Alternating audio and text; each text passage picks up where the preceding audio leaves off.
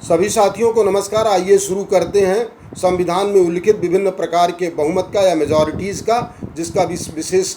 काम में प्रयोग आता है। तो आइए सबसे पहले शुरू करते हैं संविधान संशोधन की धारा या अनुच्छेद 368, जिसमें यह कहा गया है कि अगर अनुच्छेद 4 के अंतर्गत कोई कार्यवाही किसी नए राज्य को बनाने में या राज्य की सीमाओं को बदलने में प्रयोग की जानी है तो उसको सामान्य बहुमत से लोकसभा और राज्यसभा पारित कर सकते हैं। इसी प्रकार अगर किसी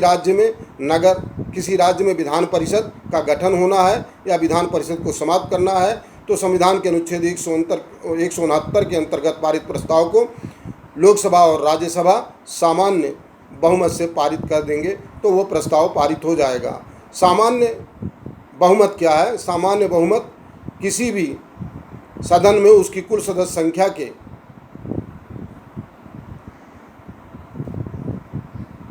उन सदस्यों की संख्या से है जो कि कोरम से अधिक है, यानी 1/10 से अधिक है, और उसके बहुमत से अगर प्रस्ताव पारित हो जाता है तो वो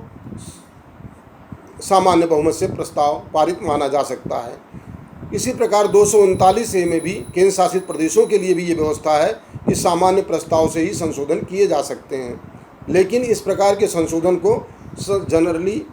संविधान संशोधन नहीं माना गया है। अब आते हैं कि 368 में दूसरे प्रकार का जो संविधान संशोधन है वो किस प्रकार का है। अगर हम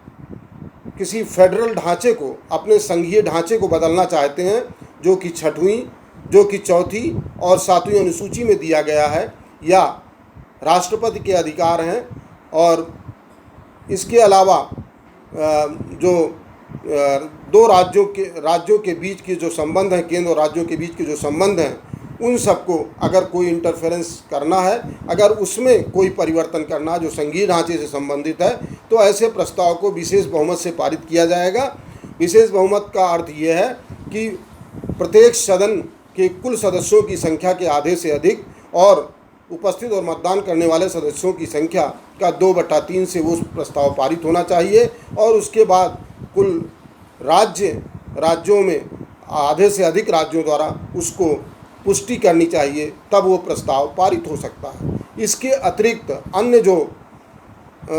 368 के अंतर्गत संविधान संशोधन किए जाते हैं वो विशेष बहुमत द्वारा किए जाएंगे, यानी कि सदनों की कुल सदस्य संख्या के आधे से अधिक और उपस्थित और मतदान करने वाले सदस्यों की संख्या के 2/3 से अधिक होने पर वो प्रस्ताव पारित हो जाएगा।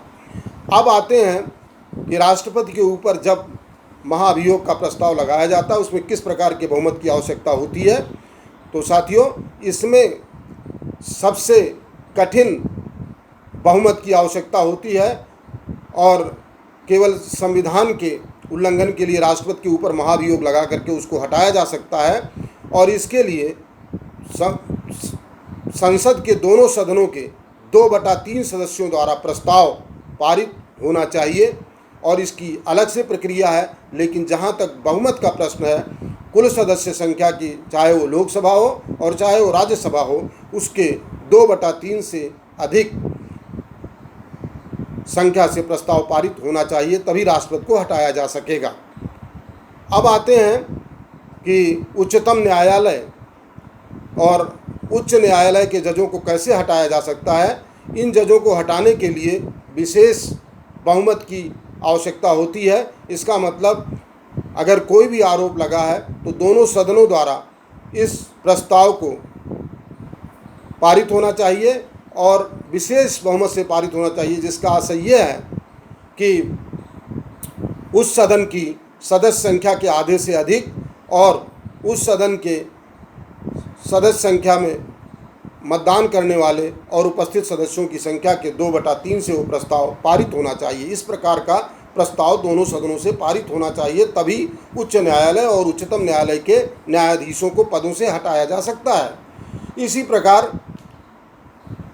148 में ये व्यवस्था है कि comptroller and auditor general of India को कैसे हटाया जा सकता है। तो इसमें यह कहा गया है कि सुप्रीम कोर्ट के जजेस को और हाई कोर्ट के जजेस को जिस तरह हटाया जाता है, उसी प्रकार की प्रक्रिया को controller and auditor general of India को भी हटाया जा सकता है। यानी कि अगर controller and auditor general of India को हटाना है उसको पद से हटाना है तो उसके लिए विशेष बहुमत की आवश्यकता होगी और दोनों सदनों में 1/2 से अधिक और उपस्थित और मतदान करने वाले सदस्यों की संख्या के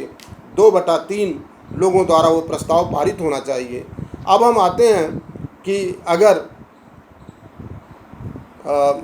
चीफ इलेक्शन कमिश्नर मुख्य चुनाव आयुक्त को हटाना है तो क्या प्रक्रिया होगी। तो इसमें मुख्य चुनाव आयुक्त को हटाने के लिए भी वही प्रक्रिया होगी जो हाई कोर्ट